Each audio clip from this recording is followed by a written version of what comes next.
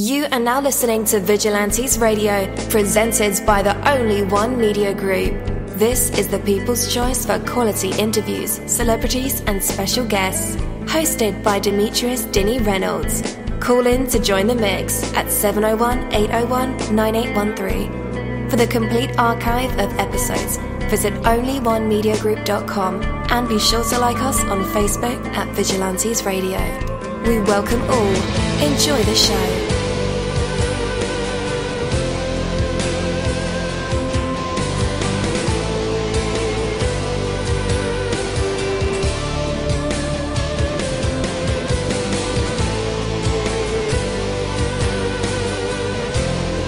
Ladies and gentlemen, please welcome your host, Demetrius Houdini Black Reynolds. Enjoy the show. Hello, and welcome to a late night episode of Vigilantes Radio. I am your host, dini-mussolini, and we have a very, very special guest for tonight's episode. I'm glad you guys have stuck around. We've had actually 3 shows in the last 3 hours, so thank you guys for sticking around and hanging out with the kid. All right, your time is always appreciated, and we have a lot of fantastic people who come through and talk about the things they have going on, and I believe that tonight's episode, this very last one for tonight, is very informative. So you'll be doing yourself a disservice if you disconnect right now. Of course, you can always listen to the playback, but that is not what I'm encouraging here. No, the live shows are always better, okay? And right now, there's still over 31,000 of you guys right now in our chat room, on the browser, Google Hangouts, Skype, even the phone lines. Oh, man, you guys make my heart happy. I wish I could send you all a turkey sandwich, or, it's Christmas, right? So I'm in a festive spirit. But that's a lot of turkey. Man, I just thought about that. 31,000. That is a lot of turkey. Jeez. But if you had millions, not just a million, but millions of dollars, what would you do with that money in order to make more money? Would you hide it in a hole in the ground? Or under your bed? Of course not. Even though that's what the cowboys did, They would hide money in the ground and in the bed, in the mountains, under rocks. You would invest it in this day and age, Put it to productive use. And if you invested wisely, it would earn a substantial return. What if you don't have millions of dollars to invest? You still have assets that are even more valuable. Your time, for one, your energy, your skills, your knowledge, your contacts, your experience, your passion. Are you investing them wisely, or are you hiding them under your bed? What kind of return are you getting on the riches you already have? Guys, your life is valuable beyond measure. Invest it wisely, and you will reap unlimited abundance. Take that from me, dini-mussolini. That is my word, and word is bond. You're live in the mix. Let's get this started.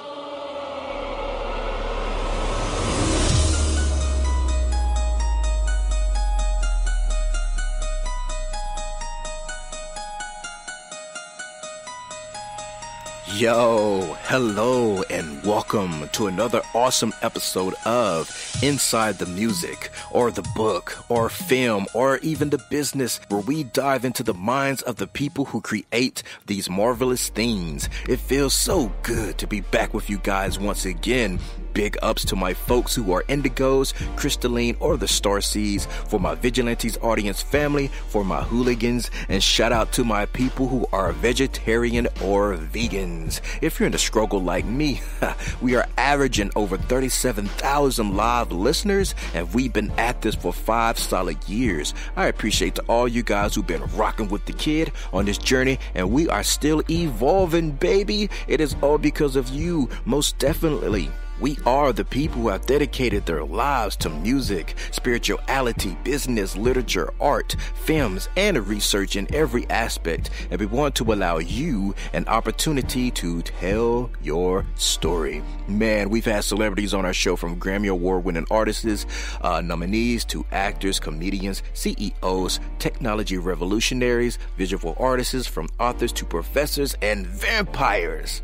Or people who think they're vampires. It doesn't matter who you are or where you come from. Come on our show and talk to me. So check it out to book your interview or to appear on my other show called Skeptics. Email me at vradio@onlyonemediagroup.com, and that's V as in Victor.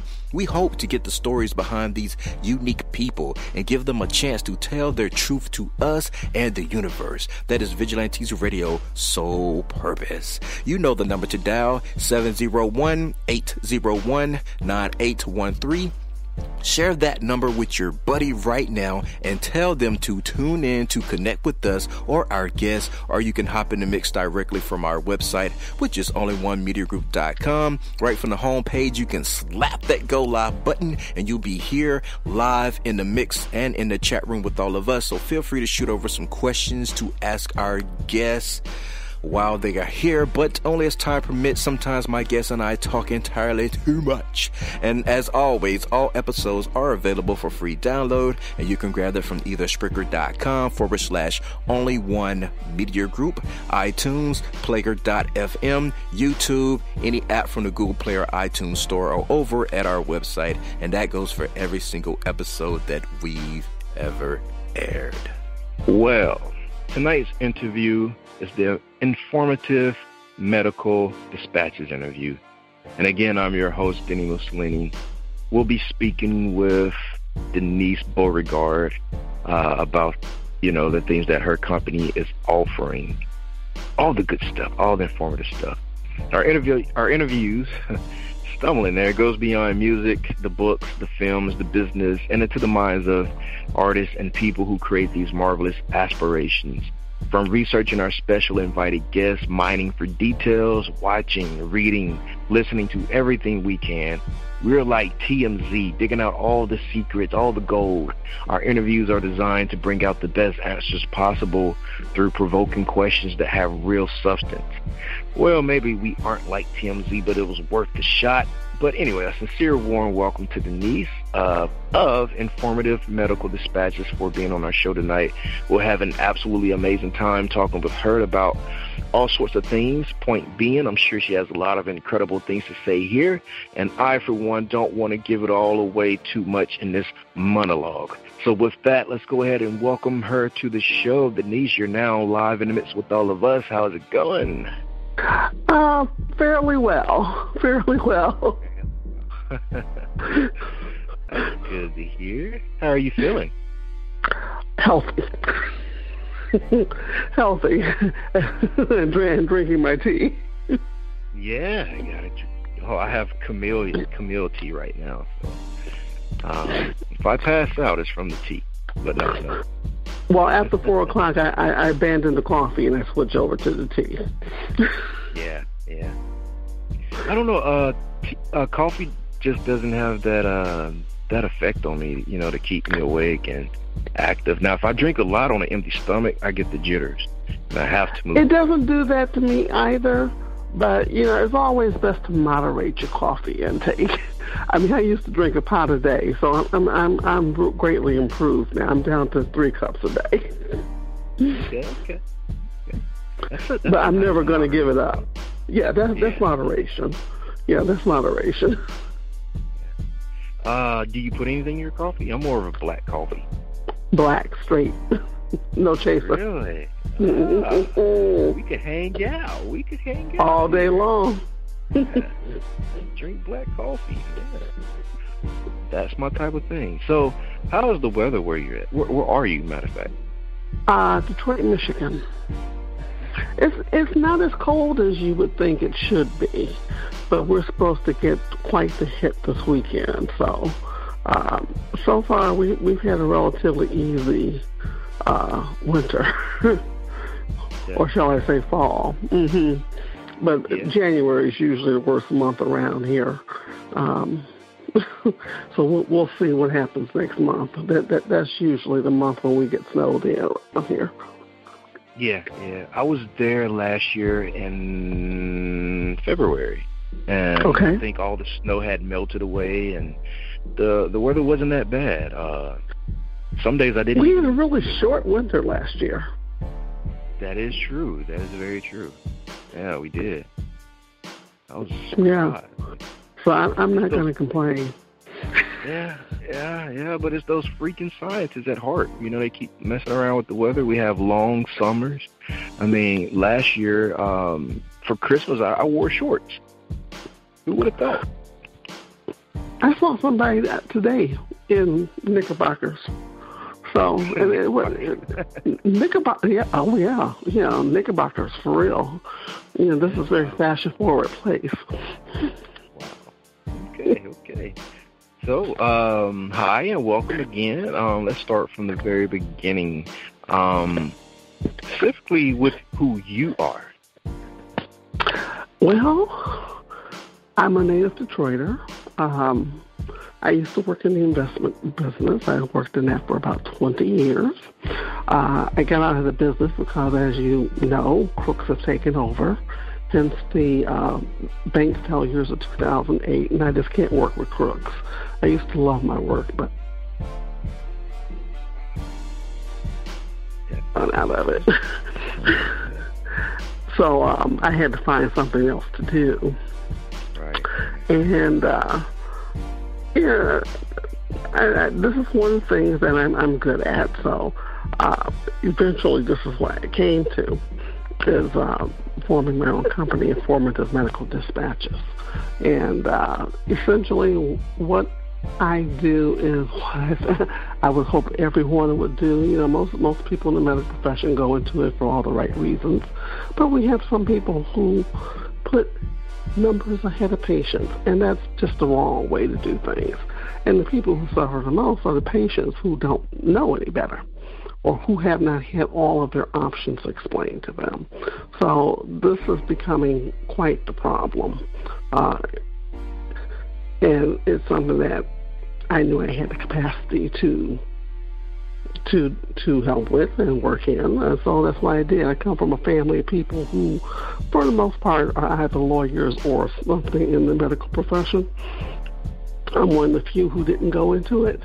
But, you know, I know it as well as anybody because I used to work with large groups in terms of insurance and things like that. So that's how I got into this business of doing white papers and trying to make sure that people know what their options are. Because there's a lot of things out there that people should know before they make decisions about their health care. I'm not real big on conspiracy theories. I'm not real big on, shall we say, witch doctors and all these different potions and lotions. I'm a big believer in vitamins. They certainly work for me. But all I want is for people to have honest information to make honest decisions. Because sometimes, depending upon what type of decision you have to make about your health, it can be the most important decision of your life. And if you have misinformation, or someone has withheld information from you, or you don't really know all your options, you could be walking into a situation where you're making the wrong decision. And that's not fair to the patient under any circumstances. Right on. So let's go into what exactly is Informative Medical Dispatches and how was the concept born? Well, the concept came about, I had my own personal experience. I wrote the white paper, Goodbye, Freddie-Fibroid, and I know people saying fibroids, that's not a problem. And generally, they're not. But me thinking I'm the Amazon of Amazons, I felt like, I was mad. I felt like I had the flu. 9 months after having a perfect physical, no problems. As a matter of fact, my doctor told me I got real sick people who see me on a regular basis. Why don't you and I just see each other every 2 years instead of every year? I was walking around, literally unaware of the fact that something had gone so terribly wrong in such a short period of time that I was literally on the verge of bleeding to death internally. And had I not been in excellent health, I probably would have been dead. I thought I had the cold, maybe the flu. And I was kind of mad because I had a flu shot. And I was really getting mad that this flu shot didn't take. Well, my mother's also in the medical profession. She said, no, that don't sound right. You don't look right. If you look like this tomorrow, you're going to the ER. Well, it didn't take that long. I passed out and then woke up, and she was like, oh, no, we're on our way to the ER. I get there, and I don't know if you've heard the term gunshot hemoglobin. When someone's shot by a gun, their hemoglobin drops below 6, which is technically incompatible with human life. So they call it gunshot hemoglobin, because while somebody's trying to put you back together and stop the bleeding, you literally are below what they call it, the scale. Well, I have 3.2 hemoglobin. And so the emergency room doctor came back and he said, look, she's sitting up here arguing with me. There's no way she's got 3.2 hemoglobin. Do it again. They called him back, look, we did this test again. Hey, she got 3.2. She's sitting up arguing with me. What the hell is wrong with you people? Do it again. Comes back a third time, same thing, and at that point they tell him, hey, don't yell at us. If you don't think that we're doing it right, you come down here and watch us do it. Meanwhile, I'm sitting there, and when we'll go to get up, I had difficulty breathing. Well, I'm very athletic. I've never had problems breathing and walking up and down steps, things of this nature, right? And so a physician's assistant comes in. She says, I figured out what's wrong with you. You're not getting any oxygen. So she puts me on oxygen, and here comes the attending. I don't know how this is happening, but you've had a 3.2 hemoglobin. We're going to start giving you a blood transfusion. And I'm like, oh, whoa, Nelly, hold up. Where are you getting that blood from? I mean, if I had known such a thing, I'd have brought family members. We bring our own blood. Okay. Well, where'd that come from? How long has that been on the shelf? So, to make a long story short, I get a couple of pints while my family is stocking blood for me. And somebody says, we're going to send her up for an MRI, see what's going on over there. Fibroids are usually not a problem, right? This bugger had grown to 14 centimeters in less than 8 months. And I guess I really didn't notice it because I'm so physically fit. I mean, my clothes still fit the same, no problem. So I had no physical indication of what was going on. Next thing I know, they're admitting me into the hospital, stocking blood for me. I thought, oh, okay, well, I'll be going home. Oh, no, you won't be going home. Oh, you're going to be here for a while. And not only do they keep me, but they send me to what they call the CICU floor. That's cardiac intensive care. You could have a heart attack any minute because you don't have enough blood going through your system. Your heart recycles that, right? I'm sitting up here, and all of a sudden I see people coming in because 3.2 hemoglobin in the patient's talking is rather unheard of. Next thing I know, there's this doctor and these medical students.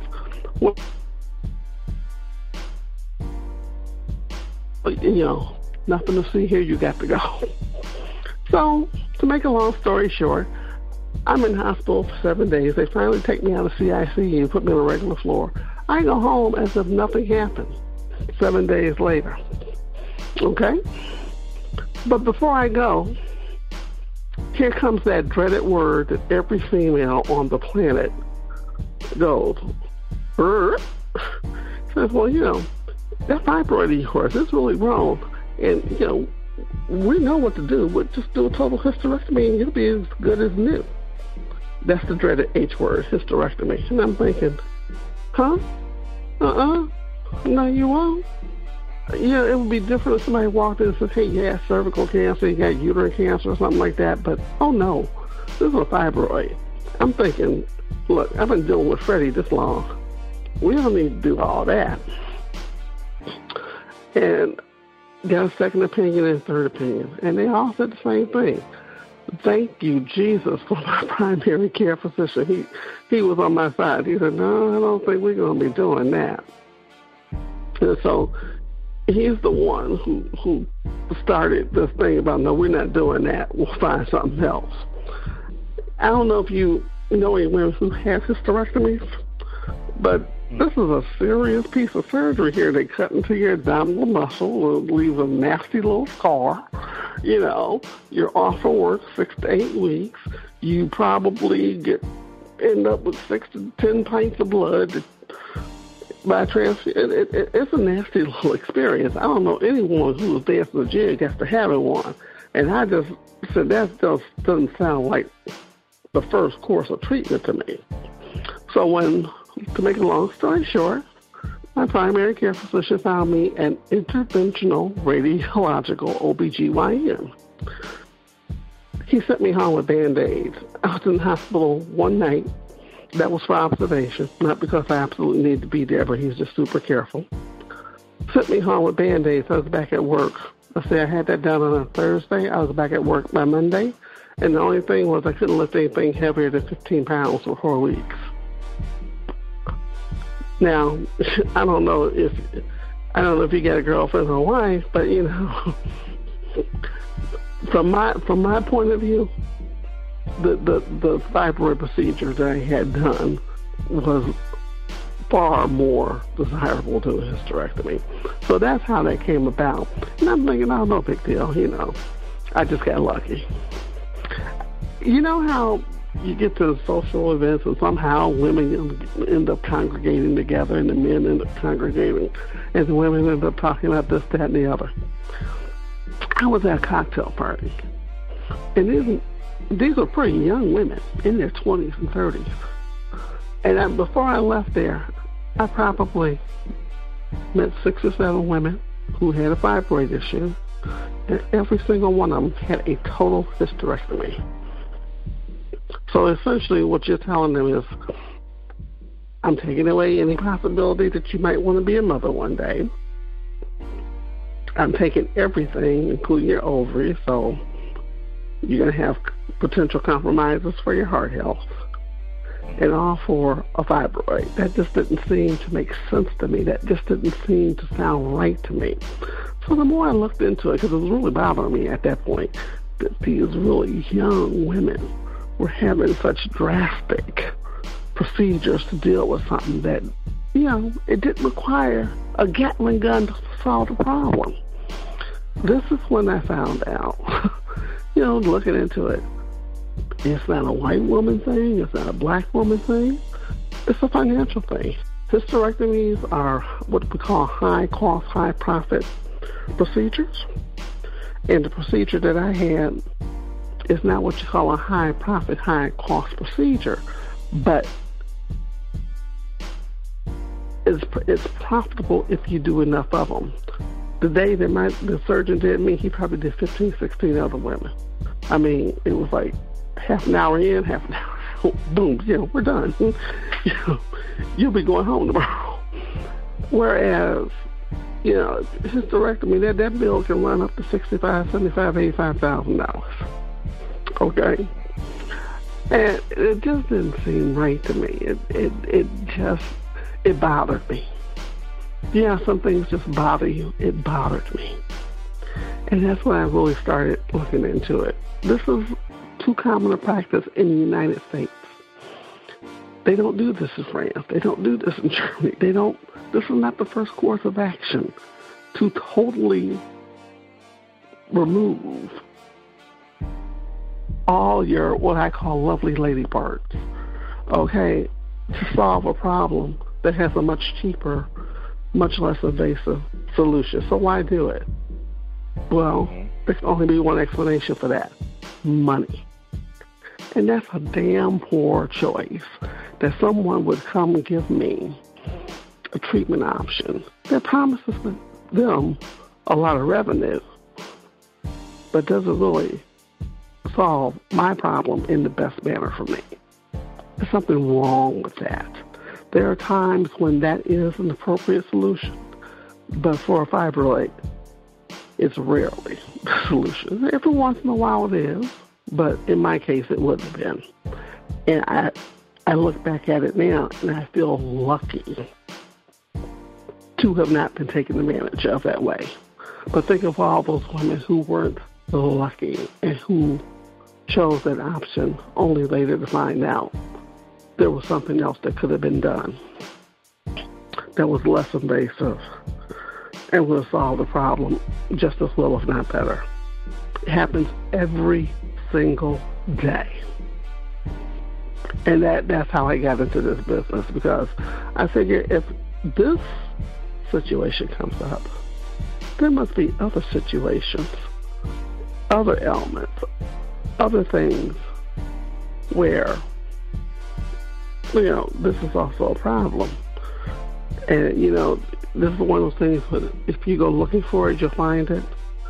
This is the United States of America. We spend more money on health care than any other country in the world.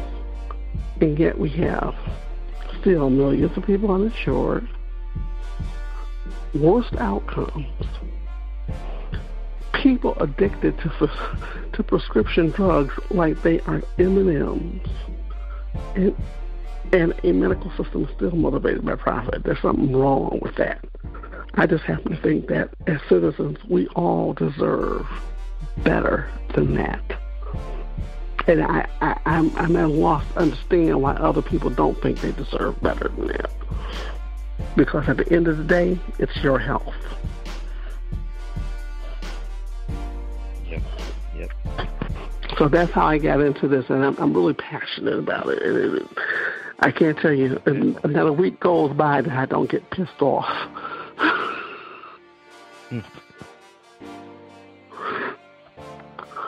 Wow. So I'm going to give you a fun hypothetical. Okay. Suppose that you are the educational ambassador for the United States and even the world, for that matter. And there's some sort of fibroid educational program out, to put in place that's going to, beam out 3 of the best practices to that represents, IMD at its best. And so it's all up to you to save all the women. So what are the best 3 programs or practices that you will focus on most to help womankind and feel it truly defines and knowledge that you're pushing out now with IMD? The first thing I would do is tell every woman that you should read the book. It's called, it's published by the Boston Women's Health Collective. It was out of print. You can find used copies, and they've also started to reissue this book. It's called Woman's Body, an Owner's Manual. And it follows women. And there's also a corresponding one for men called Man's Body, an Owner's Manual. And it takes you from the day you're born to the day you die. Everything from reproductive health to sexual health to menopause just everything. The first time I saw this book, I went to an all-girl Catholic school, and this was a book used by the nuns in 2 classes, health, and this is also the textbook for human sexuality. And I will tell you, it was one of the best things I've ever read. If knowledge is power, that is something that I would highly recommend. Even if you have to buy a used copy off of Amazon, I think they are about $5.99, but it's the best book you'll ever read. I think every woman ought to be required to read it. The second thing I would do is tell every woman, follow your intuition. If something doesn't feel right, say something. And keep saying something until you find someone who's listening to you. If you've had the same doctor for so long, and he's saying, that just happened, and you're saying, no, that pain didn't feel the same as the other pain that I've had. You might need to find a new doctor. Don't be afraid to get up and go. There's good doctors everywhere. Go find one. They work for you. You don't work for them.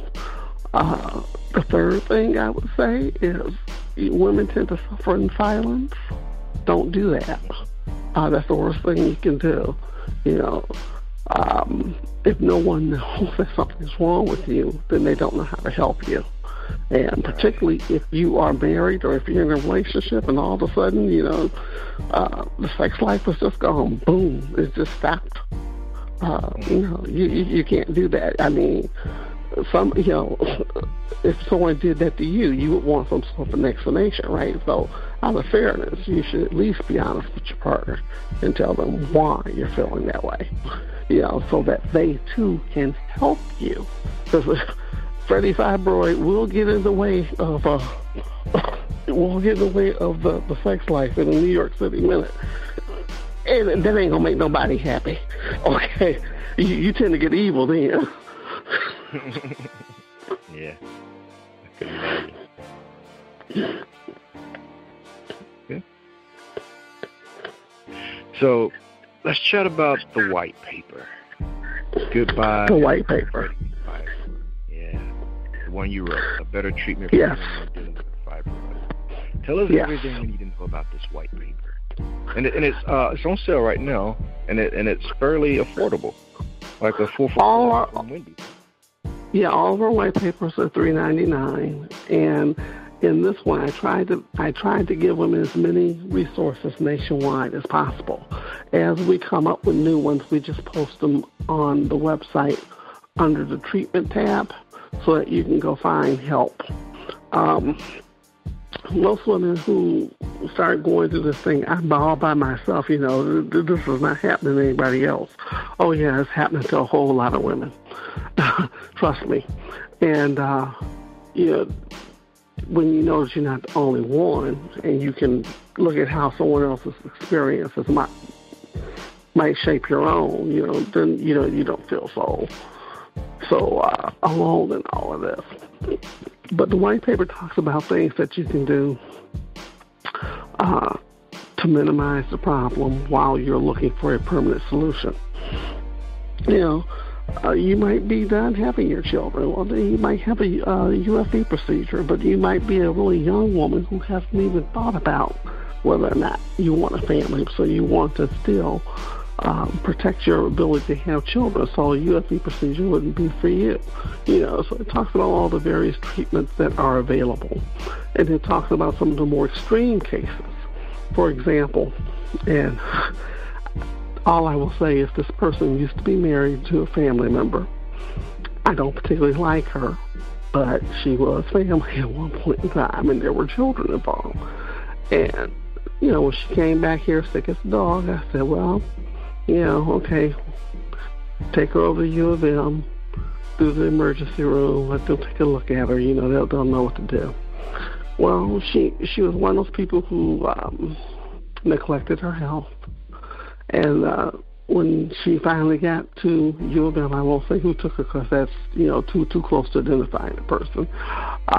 She ended up, they discovered that this fibroid was 24 centimeters. That's 3 full-size babies. That's like you're walking around pregnant with triplets. Okay? And that's the case where you have to have a total hysterectomy. It took them 3 weeks just to schedule all the surgical teams that were going to have to operate on her. This thing looked like, have you ever seen the movie Alien?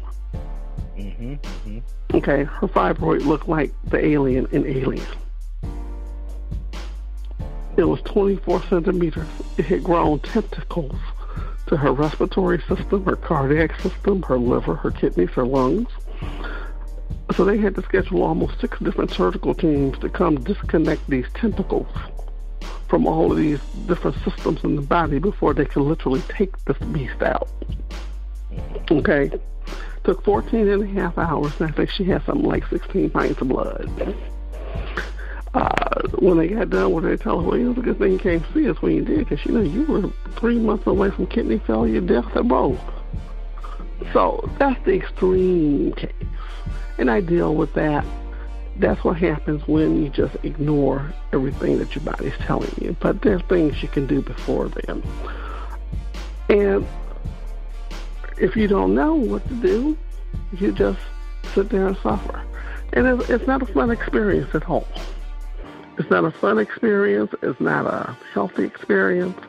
And it starts to interfere with your lifestyle. I mean, this is one of those things where you may not go to work the next day, or you may not go to work for the next couple of days, because it's so out of control. And so the white paper addresses what to do how to recognize that you're at that point, what you need to think about doing, or what you need to look into, tests you need to have, some things you can do to manage the condition successfully until you have decided which procedures are best for you. Talks about some of the drug therapies like Lupron, which is injected once a month, and they go right for the derriere. Stings going in a little bit, but it's really good at helping to shrink fibroids and buy you some time until you can put together some sort of a treatment plan for yourself. It talks about different resources that you can look up and contact. I try to, like I said, give you as many non-invasive treatment resources as possible, because nobody wants to be flat on their back having had major surgery if it wasn't really necessary. It's just a hard thing to come back from as a hysterectomy. It just takes everything out of you. Like I said, I don't know any woman who's had one who was dancing the jig later. And none of them had anything to say pleasant about the recovery experience. So it talks about that. Talks about how to regain a sex life, because this is one of those things that's one of the first things to go. That's one of the first things to be interrupted, disrupted, and it's not necessary to live like that. Particularly if you are a young woman or, in a relationship that can be life-altering. So it talks about all of those things. And hopefully, women will read it and see that, it doesn't have to be this way, and men will read it and see and get a better understanding of why a lot of women are where they are 4 or 5 days a month, because men have nothing to refer to. They have nothing to compare to in order to understand this. The only thing they can rely on is what we as women are telling them, and if they don't know what their experience is, how can they ever empathize with you or help you? So hopefully it's informative to both. Mm-hmm. Definitely. Okay. And what was the inspiration behind its development? So I'm imagining there's more white papers out there, right? Well, the next one is going to be on the current opioid situation. We had planned on publishing that last week, but some new information came in that I felt the need to verify before we included it in the paper. Also, I wanted to include some updates about what's going on with respect to the lawsuit against these pharmaceutical companies. I don't know if you know how this happens, but there's a little town in Virginia that has 400 people. It's got 2 pharmacies. There's a system that monitors how many drugs go to how many pharmacies in each city, state, all around the country. And this one little town in Virginia received 9 million opioid doses between the 2 pharmacies. Now, there's 400 people, and only 250 of them are adults. Well, who's buying all those OxyContin pills and Dilaudid? Who's taking all that? The town only has 400 people in it, so why would you, the wholesaler, be shipping 9 million doses to a town of 400 people? There's something wrong with that. That's not an accident.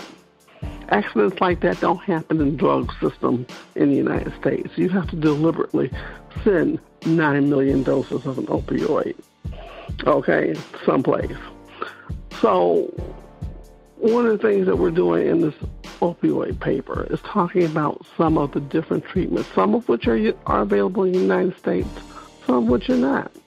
But at least talking about how to successfully treat opioid addiction, as well as how to prevent it, giving people some information there. A lot of times you'll hear people saying, oh, I got started because I went to the dentist and I was taking Dilaudid for the pain associated with extracting wisdom teeth. Well, this is the United States of America. There's not a drug made that we don't have access to. And my mother's a certified registered nurse anesthetist, so sometimes for some of the dental operations here in Detroit, she'll do dental anesthesia when people are having dental implants or having oral surgery where they're having all their wisdom teeth removed at one time. And they don't send them home with Dilaudid. She knocks them out so they can have their procedure, and then she medicates them before she wakes them up. There's nothing for them to take. She's giving them a drug called Exparel. They don't get to overdose on it because they don't get to take it themselves. She determines how much they need, how much they're going to get, depending on their age, weight, and body fat, and how much they weigh. And that's the end of that situation. Can you imagine a 17-year-old kid, healthy, happy, goes in to get wisdom teeth removed. 3 months later, Bobby's addicted to Dilaudid. It's the fourth most addictive drug in the United States. That makes no sense. That makes absolutely no sense. Okay, so this is the next paper that's going to be released, and like I said, it was going to be released last week, but we came into some information that we wanted to check out and verify before we put it in there. And we also identified some additional treatment resources across the country. It's unfortunate this is not available everywhere, but hopefully people will read this and start asking the questions, but how come we don't have access to this? We're a major city, we're a major hospital, why don't you use this drug? Why don't you offer this? Because that's the only way things are going to change, and people don't know what to ask for unless they know it exists. So my mission is to make sure that you know how the French are treating opioid addiction, how they successfully treat it in Portugal, how they successfully treat it in other places, so that we can make sure that we have access to it too. You mean tell me the United States of America, and we don't have it, but the French have it, the Portuguese have it, the Spanish have it? And I find that just totally unacceptable. This is the second year in a row where life expectancy has been decreased for no other reason than the number of people dying early due to opioid addiction. There's something wrong with that picture. And then the same week that we released the opioid paper, we're going to release a paper about maternal woman and well baby care. This is another place where we fall down. This is the United States of America. Women have been having babies here since the dawn of mankind. And yet, the United States is on par, not with its partners in France, England, Germany, Italy. We are like number 28, on par with third world countries in the quality of maternal woman and well baby care. Imagine you go with your wife to the hospital. You are excited as all get up about this baby coming. But when you go home, you're going home with the baby, but you're not going home with your wife. Okay, this makes no sense to me. Absolutely no sense. And again, this is not a class or economic thing. You have well-to-do white women who are dying, giving birth. You have well-to-do black women. You have poor women. You have Latino. This is across the board. How does this happen in a country where we spend more money on health care? We have the most expensive machines, the most expensive hospitals. And you're trying to tell me that a perfectly healthy woman checked into your hospital to have a baby, and come checkout time, she got sent to the morgue and the baby got sent home? There's a problem here. There's a problem here. Something is really, really wrong.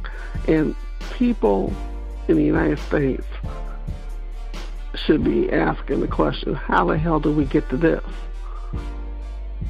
Because this is not what we bargained for, this is not what we paid for, and damn sure enough, it's not what we expect.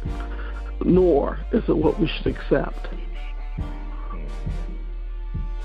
I mean, there's just something wrong here. That's a problem. So those are the two that are going to be published this month. And it's really important to do so because this has been already a very dangerous month in terms of women across the country dropping dead after having babies, not even making it home from the hospital. This is crazy to me. This is absolutely crazy. It's maddening.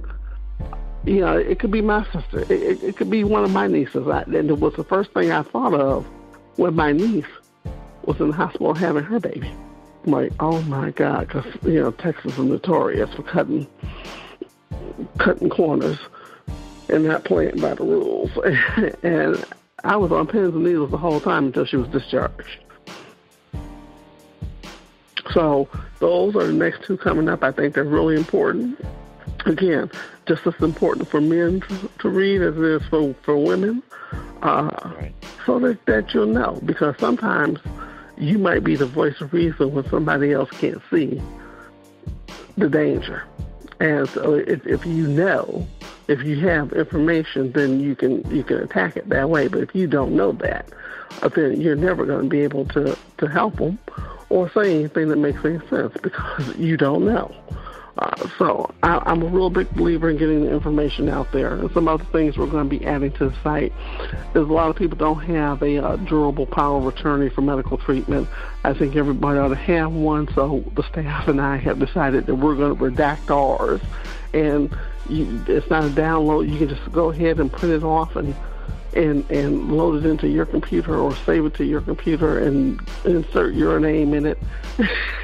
I mean, a lot of the things that we have on the site are at no cost. And I just think everybody ought to have one.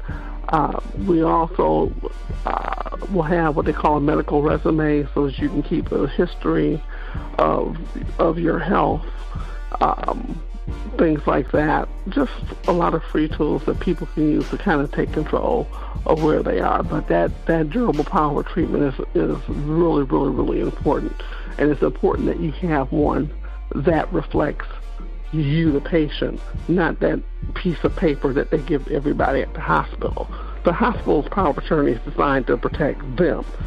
Our power of attorney is designed to protect you. And you can make whatever changes you want to it. You can take whole paragraphs out of it if you want.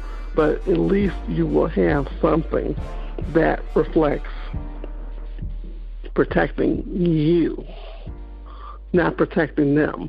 And the nice thing is, we don't mind sharing them. The only reason we're redacting them is because, we don't want people to know who our appointed powers of attorney are. But, any one of the ones that will be uploaded, we want people to feel free to download them, walk them around the block, make whatever changes so that they have something as opposed to walking into a hospital and having nothing. That's not a power position for a patient to be in. Something else. So, and then we also are going to publish a list of vaccinations that every man, woman, and child should have at various stages of life. I don't know if you're familiar with, last year we had almost 200 children in the United States die from the flu. Yeah. Children catch colds all the time. They get ear infections all the time. There's nothing you can do about that. But for the love of God, your kid does not have to die from the flu. And the flu shot that children get is so much different than what they give adults and seniors. This doesn't have to happen. This does not have to happen. And a lot of people, and I understand some people are reticent for whatever reason about vaccinations. Me, I'm a pro-vaccination person. I just believe in it. You see what's happening in countries where, they are loosening up the rules about that. I spend a lot of time in Italy. I'm not going back anytime soon because they're in the middle of a measles outbreak there. Not only are people not getting their children vaccinated, but, a lot of adults were not vaccinated, young adults were not vaccinated because they didn't believe in vaccines. And the Italian government kind of loosened up on that. Well, now you got a measles outbreak. That's kind of like chickenpox, with the adults. At that point, it can kill you. So I won't be going back to Italy anytime soon until they get that under control. But that's what happens when you don't get vaccinated. These things spread very quickly. I've been in a position where my nephew, when he was much younger, he missed 2 weeks of hockey. That meant 2 games and 6 practices because someone sent their child to school with an active case of rubella. So every kid in the classroom had to be tested. And his test came back inconclusive the first time, so he literally missed almost 10, 12 days of school because his pediatrician would not allow him to go back until he tested clear. I'm going to take a kid who might have been exposed to rubella into a hockey rink. It's cold. Yeah. They're wearing all that padding. I would have been remiss to take him to hockey practice and let him play his games. Mm-hmm. So he missed school, he missed hockey games, he missed hockey practice, and all because somebody else was so inconsiderate as to send their child to school with an active case of rubella, knowing that the child had an active case of rubella and was under medical treatment. It exposed an entire classroom full of children to it. I have a problem with people who are that irresponsible. Now you're putting somebody else's health at risk. That's tantamount to saying, I don't care if you live or die. Mm-hmm. And that was, so I am a big fan of vaccinating children against things that they can be vaccinated against. I'm not a big fan of the chickenpox vaccine. I'd rather the kid catch chickenpox and go ahead and get the immunity that way. But, it is what it is. And that's another problem that is on the horizon because this is the United States of America and everyone has a right to make their own decisions. So yeah, you do. But then there's also the public health. Do you want to be sitting next to somebody who has never been vaccinated against a contagious disease? I don't think so. I don't want you coughing on me, breathing on me, and nothing else. Thank you very much. I'm not trying to be rude. I just don't want what you have, and particularly what you have could have been prevented. So I'm a real big stickler for that. I don't blame you at one bit. Is there anything else that IMD is doing, or that is involved in when it comes to fibroids?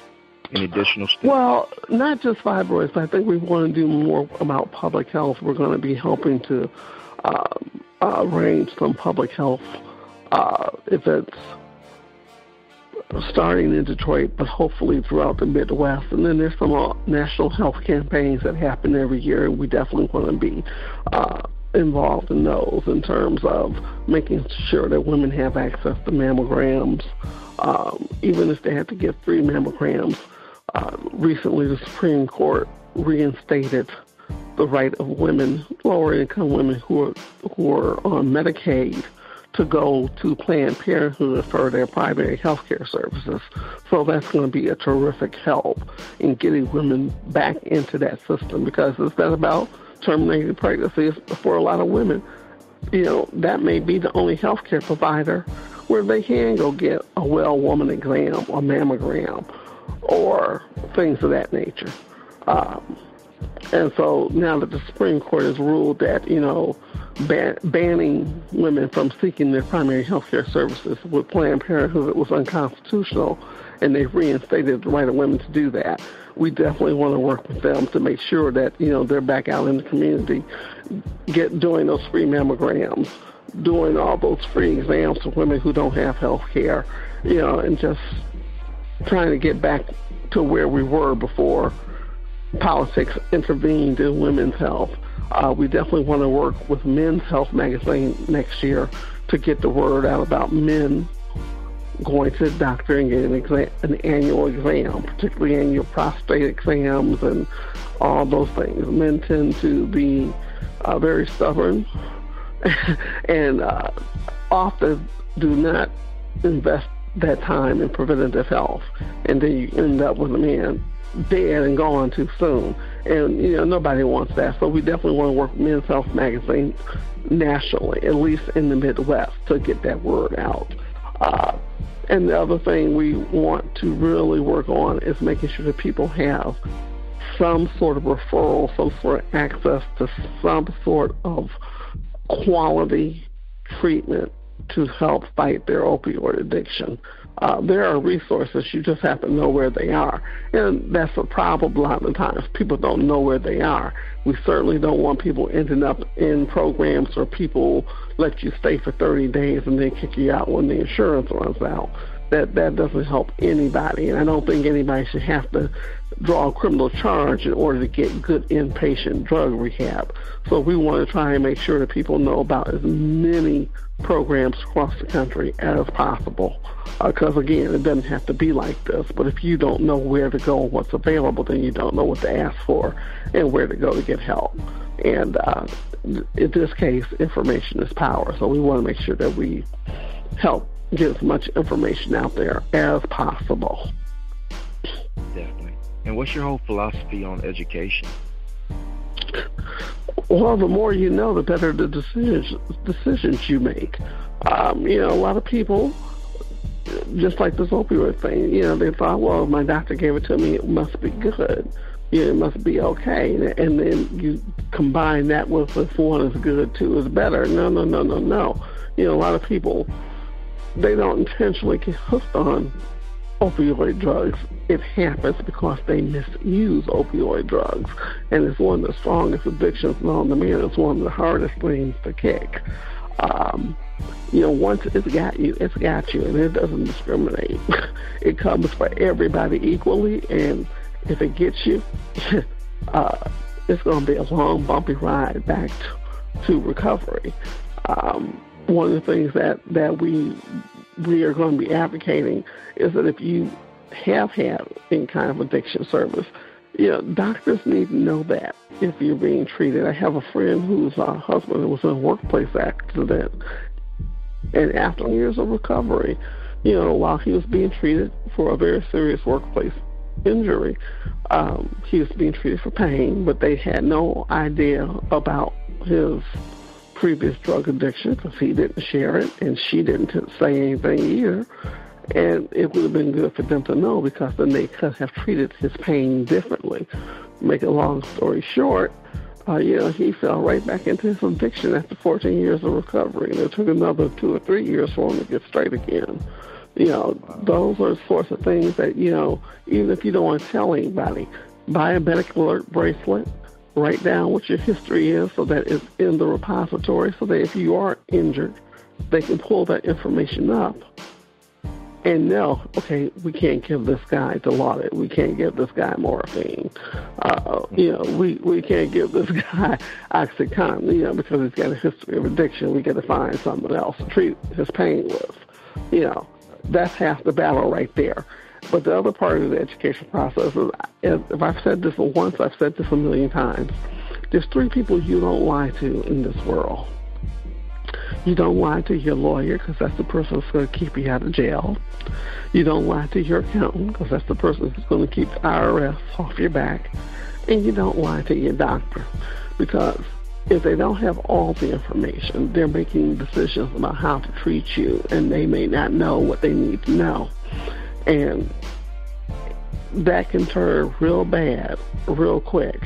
A lot of times when patients are told don't have anything after midnight, it's called going NPO, nothing provided orally, and they show up in the morning, and the first thing is someone says, did you eat or drink anything after midnight?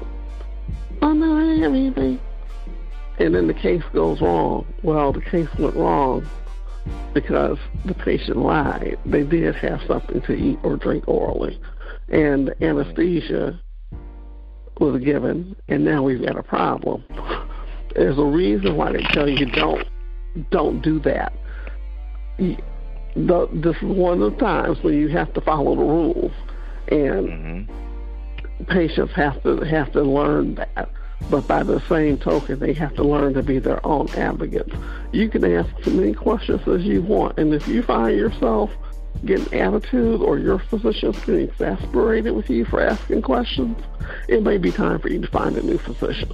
Because no self-respecting physician who has your best interest at heart is going to get upset with you for asking him or her questions. You're right. It's a dead giveaway. If they try to make you feel like you're taking up too much of their time, you need to let them have more of their time and find somebody else. Yeah. All right, guys, after the music break, it'll be time for our usual tradition. It is called the hot seat, and our fans love this part of the segment, of course, along with the actual interview, but the audience will get a chance to hear Miss Denise provide us with some vocals. Maybe she can sing, maybe she does poetry, inspirational speeches, spoken word, freestyle raps, jokes, stories, live instruments. For my special guest, you never know what these creative minds and vessels were produced in the spotlight, and tonight we'll find out if Denise-Beauregard has what it takes to be put on the spot. They'll test for true artistry and maybe even some hidden talents. But for right now, we have Campfire Cassettes with their song Lemonade Stand, and we'll be right back. I need some money, babe, you need some money, babe, what the hell we gonna do? I need some money, babe, you need some money, babe, to make our Hollywood dreams come true. What the hell we gonna do? We can open up a lemonade stand, they make a teenager to swear to God to squeeze it in the morning. Whoa, we can open up a lemonade stand on Hollywood and buy the fancy words like local and organic. We're so local and organic. Oh, I know, you know, it's only country time. I know, you know, we're always drunk on wine and work. And I know, you know, we added LSD. Yeah, I know, our friends drink for free. We can open up a lemonade stand, make an app, call it order while driving. Hope you got a doctor and a lawyer. Whoa, we can open up a lemonade stand, post our shits on Instagram so we can sell more yellow sugar water. Charge stupid Angelino $7. Oh, well, I know, you know, it's only country time. I know, you know, we're always drunk on wine and work. Yeah, I know, you know, we added LSD. Yeah, I know, our friends drink for free. We can open up a lemonade stand, they naked teenagers who swear to God they squeeze it in the morning. Whoa, we can open up a lemonade stand on Hollywood and find the fancy words like local and organic. Don't panic, we're vegan, gluten-free, macrobiotic. We're so local and organic. I need some money, babe, you need some money, babe, what the hell we gonna do? All right, that was Campfire Cassettes with their song Lemonade Stands. If you like that song, we have it in the show notes. So all you have to do is click the link. Everyone, no matter how accomplished, successful, wealthy, or powerful, has exactly 24 hours in each day. The difference between success and and what's the opposite of success? Failure, is not in the time we get, but rather in what we do with that time. This time tomorrow, you can be in just about the same place you are today, or you can be 24 hours further along on the road to success. It all depends on how you spend those hours. They will pass whether you do anything or not. Right now is a moment filled with opportunity, because right now you can decide to make a difference. You can start right now to fill the day ahead with positive effort and accomplishment. And tomorrow when you look back, you'll be amazed at how far you've already come. Take that from me, Dini-Mussolini. That is my word, and word is bond. But for right now, let's bring back Denise-m-Beauregard back on.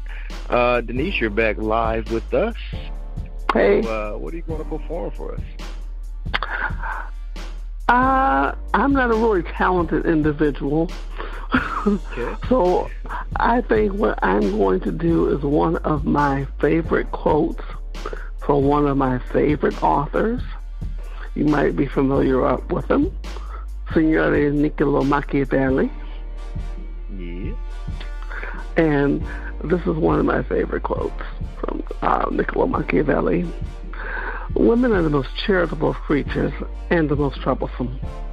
He who shuns women passes up trouble, but he also passes up benefits. As the saying goes, there's no honey without bees. All right, Denise. What's next? What's next for you? Probably we have 24 papers already laid out and planned, so I'm just going to be doing what I can to advocate for health in 2019. I think that's essential, whether you live in a big city or a small community. We just have to do better as a country. We just have to. You can't build successful communities on this type of a health system, and people addicted to opioids, and a health system that's not delivering the best of quality of care across the board to its citizens. This is unsustainable and unacceptable in a country like the United States. Everybody should demand better, regardless of what their political persuasion is.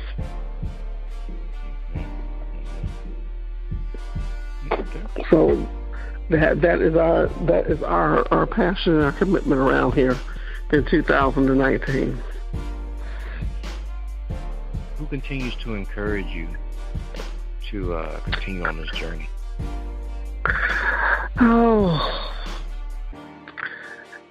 It's not so much who as it is the circumstances. Yeah, you just know it doesn't have to be like this. I remember a time when it wasn't like this, and you can't tell me that going backwards offers any advantages to American society going forward. So it's really just a situation. The depth and breadth and weight of it is uncanny. You just have to ask yourself every day, how did we get here? We were going backwards in life expectancy. We're going backwards in quality of life. That's unacceptable to me. It's totally unacceptable. Denise, one more time, let everybody know where they can connect with you on this internet. You can find us at www.informative-medical-dispatches, spelled out INFORMATIVE-MEDICAL, dispatches, DISPATCHES.com. We also have a Facebook page, and our handle there is at ID Dispatches. So capital I, capital D, ISPATCHEE. And we also have a Twitter page where you can find us. And guys, just in case you need those links, they are in the description of this episode and in the show notes. All you have to do is click those links there. Denise, I just want to thank you once again for your time and sharing the information with us here. I hope it was received well. And I had a good time. Make some life choices. Yeah, definitely. And hope to do it again. Definitely. We'd love to have you back on, Denise. Okay. Have a great night. You too. Good night. Thank you, my Vigilantes family, as always, for checking out my podcast over here at Vigilantes Radio.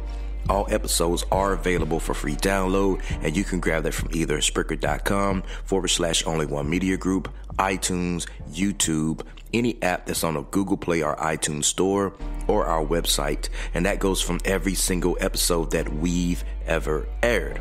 If you'd like to request music or a particular guest or send something for me to play, email it to theradio@only1mediagroup.com. If it's music, please label it by artist and title. Here's my disclaimer. We are genre free, we do not judge, and we absolutely do not base our opinions on hearsay but facts alone. And actually, you can scratch all of that because all of my opinions are always right. That's the bottom line. This is my show, so deal with it.